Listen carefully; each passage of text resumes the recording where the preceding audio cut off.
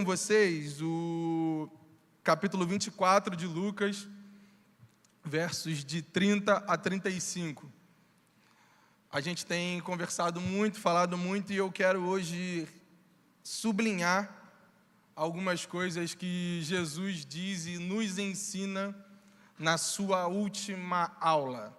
Na sua última aula, enquanto carne e osso, ele nos ensina uma última vez durante o caminho de Emaús, e é esse texto que eu quero ler com vocês hoje. Lucas, capítulo 24, versos 30 a 35. Quando estava à mesa com eles, tomou o pão e deu graças, partiu e deu a eles. Então os olhos deles foram abertos e o reconheceram, e ele desapareceu da vista deles. Perguntaram-se uns aos outros: não estava queimando o nosso coração enquanto ele nos falava a caminho e nos expunha as Escrituras? Levantaram-se e voltaram imediatamente para Jerusalém. Ali encontraram os 11, os que estavam com eles reunidos, e diziam: é verdade, o Senhor ressuscitou e apareceu a Simão. Então os dois contaram o que tinha acontecido no caminho e como Jesus fora reconhecido por eles quando partia o pão. Pai nosso, muito obrigado por mais um dia, por mais um episódio desse congresso, por mais um momento que nós estamos juntos. Continua falando, ó Deus, da tua igreja, e apesar de mim, ó Deus, que o Senhor possa levar essa palavra até o coração desses meus irmãos. Eu te peço isso com muito temor e com muito respeito, e para a honra e glória do teu Filho Jesus. Amém. O caminho de Emaús é uma das passagens mais emocionantes e mais decisivas contadas por Lucas nos Evangelhos. Ela é emocionante porque ela diz respeito ao ressignificar. Ela é emocionante porque ela diz respeito ao restaurar da energia, do restaurar do amor, do restaurar do propósito de homens e mulheres que estavam extremamente desanimados, acabados, e estavam extremamente descontentes com a organização social proposta por Roma, mas não apenas isso, pela organização religiosa proposta pelos fariseus. Ela é emocionante porque ela restaura o coração desses homens. Mas ela é decisiva também porque ela é o que impulsiona, ela é o que dá fôlego de vida, o que coloca lenha no fogo para um sentimento que estava, como eu disse antes, desanimado, desacordado. Então, eu creio que o caminho de Emaús é essa passagem emocionante e decisiva. Para esses que estão aqui sendo retratados por Lucas, esses dois discípulos, Jesus está morto. E Jesus está morto dói. Dói não porque eles estão sentindo saudade de um amigo. Dói não apenas porque eles estão sentindo saudade de um mestre com bons ensinamentos. Dói porque o fato de Jesus estar morto, ou a ideia de Jesus estar morto, quer dizer de alguma maneira que a missão foi enterrada. Renato, o que você quer dizer com isso? Se você abrir a sua Bíblia em Atos, capítulo 5, livro também escrito por Lucas, você vai ver um momento onde tem uma conversa entre os fariseus, e eles estão dizendo o seguinte: olha, não mexe com esses discípulos não, vamos ver o que vai acontecer. Porque existiram outros mestres, outras pessoas que levantaram, e quando eles levantaram, eles fizeram uma movimentação, mas eles morreram, e quando morreram, a movimentação morreu junto com eles. Então, se o que esses homens estão falando e fazendo não tem a ver com Deus, isso vai morrer. Essa era a ideia que os fariseus tinham. E, de fato, já tinham pisado sobre Jerusalém outros mestres que se diziam ser o Messias e morreram, e junto consigo suas ideias, suas palavras, seus ensinamentos. Então, os discípulos estavam com o coração doído, porque isso poderia significar que a vida pela qual eles estavam lutando, a vida pela qual eles estavam se movimentando, poderia estar sendo interrompida, atravessada. Então dói neles. Imaginem o cenário: dois homens, aliás, um homem e aparentemente uma mulher. O texto diz que um dos discípulos é Cleopas. Falei certo, mestre? Cleopas. E o outro, na verdade, pode ser que seja uma outra, provavelmente é a esposa dele. E eles estavam andando desanimados, com a cabeça baixa, tristes, desanimados. É neste cenário que o mestre de Nazaré prepara para dar a sua última aula. Eles estão andando. Jesus aparece então como um visitante, como um viajante, um peregrino. E pergunta para eles: o que está acontecendo? Por que vocês estão assim? O que vocês estão conversando aí? Como um bom judeu, Jesus começa a sua aula com uma pergunta. Esse homem, na verdade, esses discípulos, vou usar assim para não ficar toda hora retificando, é melhor, né, galera?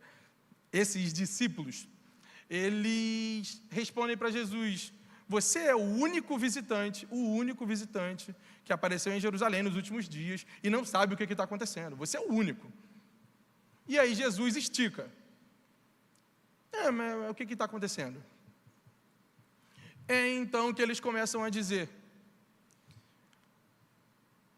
Eu estou no versículo 19. Que coisas? Perguntou ele. O que aconteceu com Jesus de Nazaré? Responderam eles.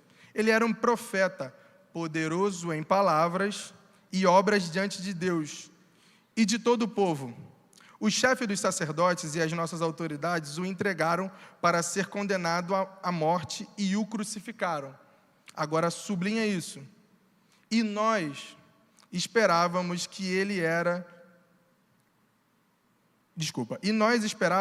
era ele que iria trazer a redenção a Israel. Lucas nos aponta um problema nessa conversa. Esses discípulos que estão andando estão cabisbaixos e tristes, porque a ideia que eles projetaram sobre Jesus de Nazaré é que Jesus de Nazaré seria aquele que iria redimir geograficamente o território de Israel. Jesus de Nazaré seria aquele que iria reinar como Davi e colocar Israel num patamar superior às outras nações. Esses discípulos acreditavam que Jesus seria um libertador como Moisés e os tirar do jugo de Roma.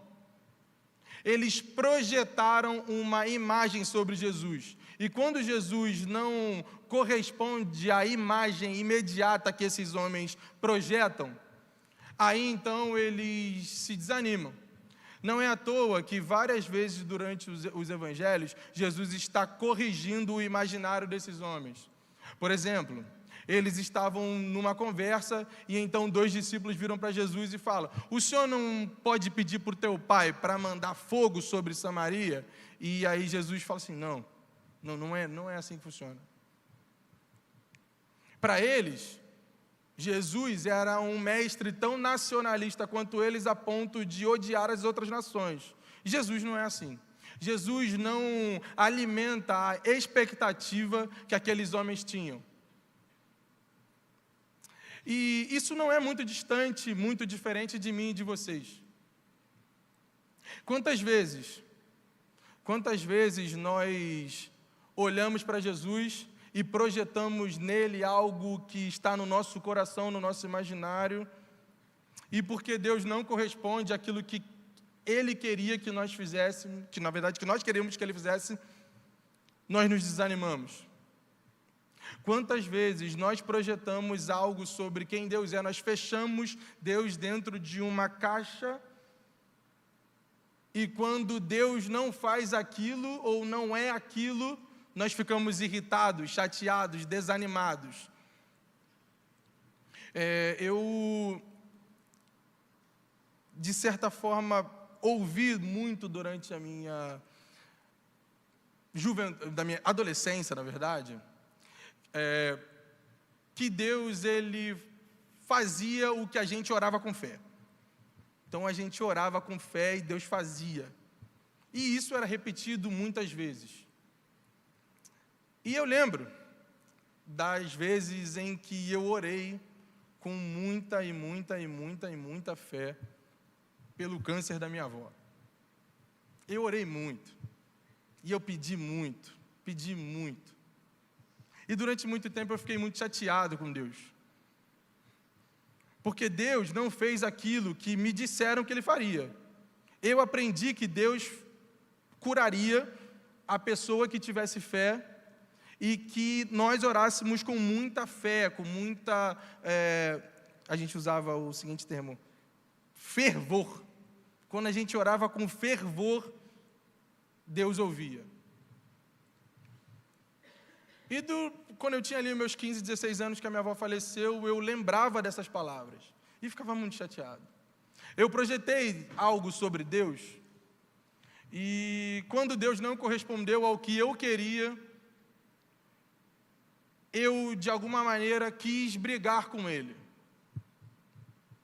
Entendam, não necessariamente aquilo que pedimos, ou que esperamos, ou que projetamos sobre Deus, é algo negativo.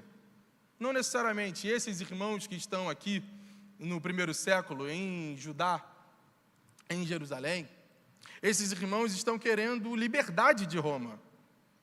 Esses irmãos estão querendo se ver como o povo escolhido que tantas histórias e tantas memórias os falavam. É isso que eles projetaram sobre Deus. Então, não necessariamente o que você projetou sobre Deus é uma coisa negativa. Porém, não necessariamente o que você projetou sobre Deus é Deus. Às vezes, o que você projetou sobre Deus é a sua ideia de Deus, e não necessariamente Deus. E nós precisamos entender o quão problemático é isso, porque isso não está apenas nas nossas relações com Deus. Nós projetamos algo sobre Deus e nessa projeção que fizemos de Deus, começamos a projetar coisas sobre os outros. E o exercício da mesa fica cada vez mais difícil. O exercício da mesa fica cada vez mais problemático.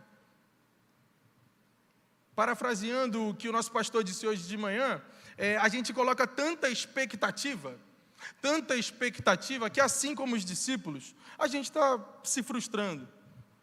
Porque a gente criou uma caricatura não só de Deus, mas a gente criou uma caricatura do outro.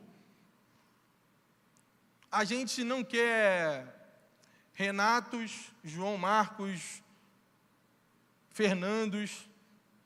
A gente quer pessoas como Pedro, depois que passava e a sombra curava. A gente quer esse Pedro. A gente quer o João da experiência da ilha de Patmos, pessoas extremamente santas, pessoas extremamente boas. São essas pessoas que a gente quer na nossa projeção de quem é Deus e de quem é o outro. Mas Jesus dinamita essa projeção. Jesus rompe com isso. E como rompe? Ele continua andando com os discípulos e primeiro os corrige. Nossa, como vocês são duros e tardios para entender. E continua andando. E quando está andando, ele vai falando, ele vai explicando. E agora já não é mais a interpretação de Deus dos discípulos, é a interpretação de Deus do próprio Deus. Ele vai interpretando para esses homens e vai dizendo para esses homens tudo o que foi dito sobre ele de Moisés e os profetas. E então, em um determinado momento, eles param. O começo do texto de Lucas 24, versículo 13, diz que Emaús é mais ou menos 15 quilômetros ou 13 quilômetros, se eu não me engano, 11 quilômetros de Jerusalém. Depois de uma intensa caminhada, eles param. Param para descansar, porque já é a noite. E aí, então, Jesus senta aceita o convite, senta à mesa, e é à mesa que ele corrige as intenções ou as expectativas dele e do seu povo. Vocês devem lembrar que não é incomum dos evangelhos a imagem de Jesus partilhando o pão. É essa imagem que o revela para os seus discípulos. Jesus dá graças e parte o pão. O que Jesus está dizendo com isso? Deus é um Deus da partilha. Sentados à mesa, Deus é um Deus da partilha. Eu sei que vocês têm essas expectativas sobre Deus, mas Deus é um Deus da partilha. E eu fico pensando sobre isso no nosso mundo hoje. Naquele momento, existem duas coisas no ar. A primeira é que quando Jesus se revela para eles e desaparece, eles reacendem a esperança do coração deles e vão correndo contar para os outros discípulos. A esperança é reacendida. O revelar de Deus reacende, reanima, dá nova vida à nossa missão, à nossa vocação, ao nosso ser e ser testemunho. Eles foram contar para os outros discípulos. Mas agora, creio eu, que esses discípulos que vão partilhar com os outros, já veem Jesus de uma outra maneira. Já veem Jesus com uma outra perspectiva, sob uma outra lente. Quando você está à mesa com Jesus e percebe que Ele é um Deus da partilha, você entende que você foi um encontrado. Você foi encontrado. Você não fez nada para estar ali. Você foi um encontrado. E porque você foi um encontrado, você já não consegue mais dizer quem pode e quem não pode estar na mesa. Como o Tom Zé disse ontem, a gente entende que, no final das contas, ninguém que está sentado à mesa é são. Jesus, o médico, encontrou todos aqueles ali. E os encontrados conseguem e devem continuar tentando enxergar no outro dignidade igual.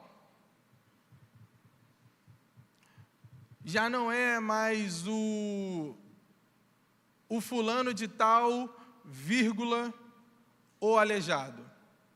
Já não é mais o fulano de tal, ou um adjetivo, seja lá qual for. Já não nos separamos por títulos, porque no final das contas, na mesa, quando a gente vê que Jesus é o Jesus da partilha, que Jesus, como face de Deus, é da partilha, nós entendemos que o outro é de igual dignidade à minha. E aí nessa mesa, o injusto já não consegue mais ficar sentado, porque a justiça de Jesus constrange. O mentiroso já não consegue mais estar sentado, porque a verdade de Jesus constrange. Aquele que não é generoso já não consegue estar à mesa, porque a generosidade de Jesus constrange. No final das contas, o que eu quero dizer para vocês? Quando a gente está sentado na mesa com Jesus, a gente olha um para o outro como igual, porque já não tem mais a ver com a gente. Tudo é sobre o anfitrião. Absolutamente tudo é sobre o anfitrião. Enquanto nós enxergarmos a mesa de Jesus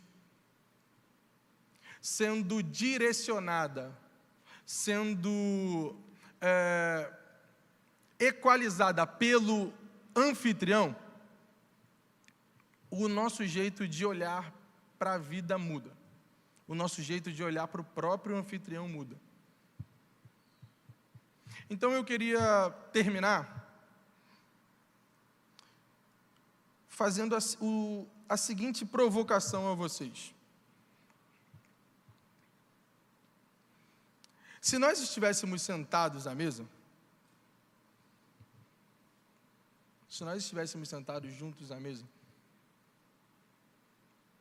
quem são as pessoas que nós olharíamos e diríamos: talvez o Diego não deveria estar aqui. Talvez o Fernando não deveria estar aqui. Talvez a Isa não deveria estar aqui. Na nossa mesa a gente ainda encontra essas pessoas que a gente acha que a gente não deveria estar aqui. Se você encontra essas pessoas, talvez você não esteja olhando para o anfitrião da mesa. Talvez eu não esteja olhando para o anfitrião da mesa. E eu quero desafiar vocês a repensar a lógica do sentar à mesa. Essa é a grande proposta do nosso congresso. Nós queremos desafiar a nossa juventude, a nossa igreja, a repensar a proposta da mesa. Quem são os que deveriam estar sentados na mesa? Se a resposta não for todos nós precisamos nos recentralizar. Olhar para Jesus e pedir para Ele recentralizar o nosso coração. Se o grande problema é que nós estamos lidando com as expectativas que nós temos sobre alguém e não necessariamente com esse alguém,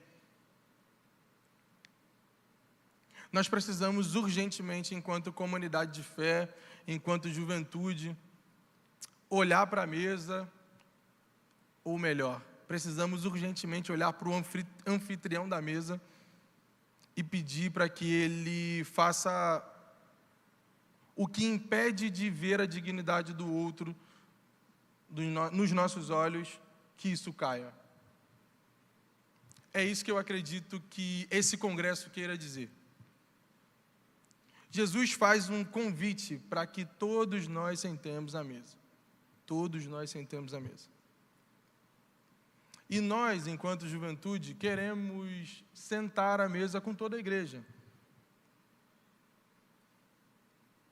Nós queremos sentar à mesa com todos vocês. Mas sentar à mesa não de qualquer jeito. Sentar à mesa olhando para Jesus enquanto anfitrião da mesa, e quando Ele partir o pão, queremos olhar para todo mundo e ver que todo mundo é igualmente digno, igualmente necessitado de estar naquela mesa. Porque a mesa não é a nossa mesa, é a mesa de Jesus. Uma mesa que ela não é igual, uma mesa que tem as suas irregularidades, um pedaço é um pouco maior, o outro é um pouco menor, um pedaço é vermelho, o outro é marrom, cada pedaço diferente compondo o reino, a igreja, a comunidade de Jesus. É isso que nós queríamos falar, é isso que nós queríamos desafiar a vocês a viverem junto com a gente. Por isso eu oro e espero que o Senhor nos dê coragem para olhar para a mesa, olhando no olho de Jesus. Através do olho de Jesus, olhar para a mesa. Precisa de coragem para isso. Então, o nosso pedido é que Deus nos dê coragem, força para isso. E que assim, com o passar do tempo, como na igreja de Atos, quando a gente partir o pão, que a gente perseverar na oração, perseverar no ensino, que Deus vai acrescentando um a um nessa igreja, nessa comunidade de pessoas salvas, remidas por Ele, Deus. Que Deus nos abençoe nessa tarefa difícil, Que Deus nos abençoe nessa tarefa extremamente escandalosa e nos dê força para conseguir conquistar essa missão, e isso não por nossa causa, não por mérito, mas por causa de Jesus. Amém.